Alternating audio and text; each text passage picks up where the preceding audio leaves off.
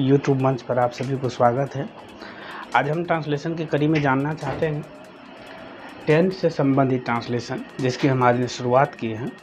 और हम बारी बारी से इसी तरीके से जैसे जैसे ये स्ट्रक्चर है उसी स्ट्रक्चर के आधारित पर हमने प्रत्येक दिन आप सबों के बीच में ट्रांसलेशन बनाने का प्रयास करूँगा, ताकि आप सभी को समझ में आए और आप सब भी टेंस के अंतर्गत आने वाली हर प्रकार के ट्रांसलेशन के बारे में आपको क्विकली जानकारी हो। तो जानते हैं आज के सब्जेक्ट में हमने स्ट्रक्चर लिया है टेंस से, और स्ट्रक्चर है subject plus V1 plus V1 या V5 प्लस ऑब्जेक्ट।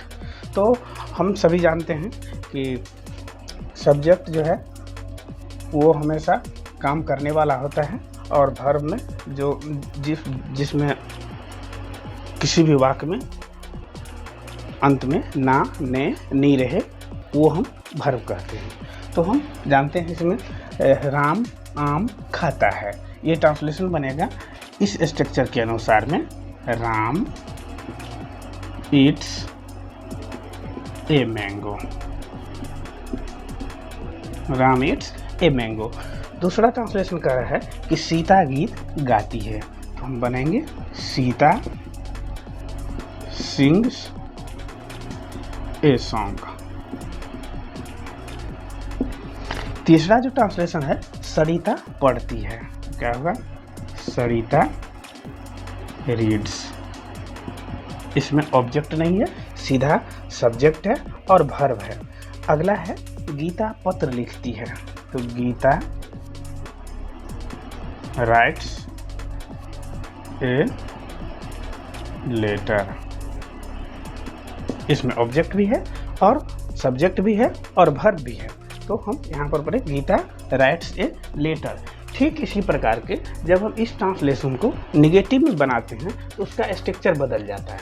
जैसे यहाँ पर देखो subject plus V1 V5 plus object है, और यहाँ पर देखो सब्जेक्ट प्लस डू या does plus note plus V1 plus object. दोनों में अंतर क्या है वो देख लो कि इसमें सब्जेक्ट है, इसमें सब्जेक्ट है, इसमें V1 V5 दोनों हैं, V1 या V5 दोनों में से कोई एक लगता है, लेकिन उसको यहाँ पर सीधे सी बना दिया है डज, डू और डज दोनों में से कोई एक लगेगा, और उसके बाद में नोट लगेगा सभी में, और उसके बाद में वर्ब का इसमें पहला ही रूप लगेगा। इस बात को हमेशा ध्यान रहे, प्रेजेंट टेंस के अंतर्गत जब हम निगेटिव में ट्रांसलेशन को बनाते हैं तो वहाँ पर हमको निगेटिव में नोट लगता है, और उसमें डू डज होता है, और इसीलिए डू और डज के कारण ही यहाँ पर वर्ब का पहला ही रूप आता है।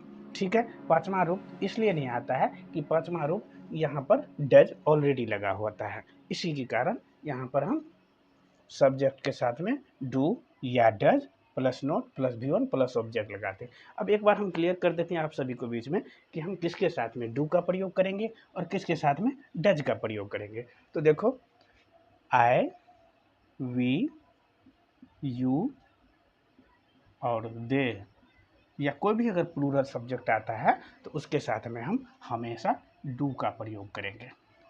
ठीक, और डू लगेगा तो डू के बाद में नोट भी आ रहे हैं, तो यहाँ पर डू नोट, तो डू नोट लिखे, या हम इसको शॉर्ट में हम लिखते हैं डोंट, ऐसे भी लिख सकते हैं।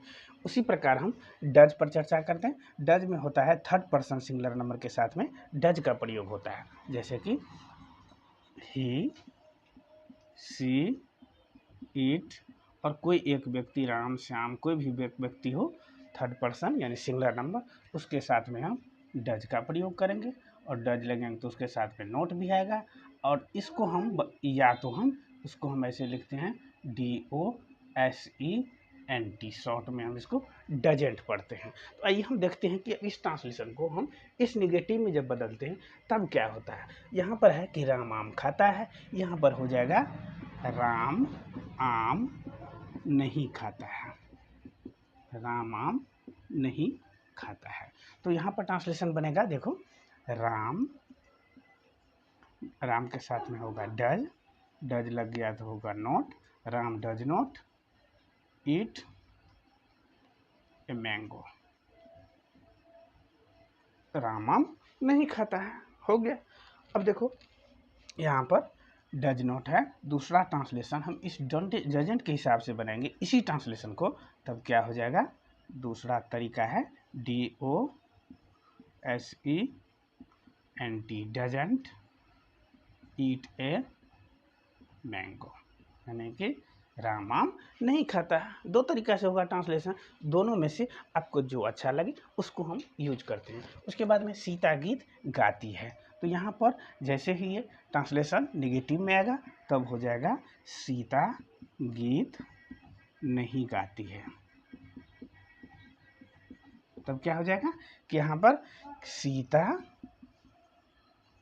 Does not eat, sorry Sita does not sing a song, हो गया।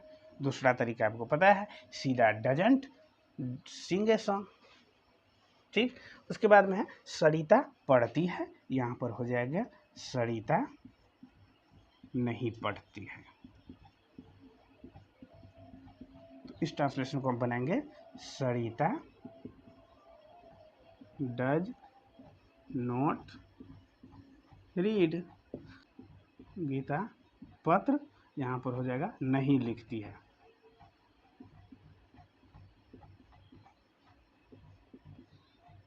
और इस ट्रांसलेशन का हम आप सबों से देखने वाले हैं कि आप लोग इसका ट्रांसलेशन क्या होगा।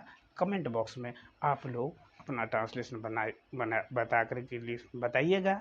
उसके बाद में हम आशा करते हैं आप सभी से कि अगले वीडियो में मिलते हैं अगले स्ट्रक्चर के साथ में। धन्यवाद, जय हिंद।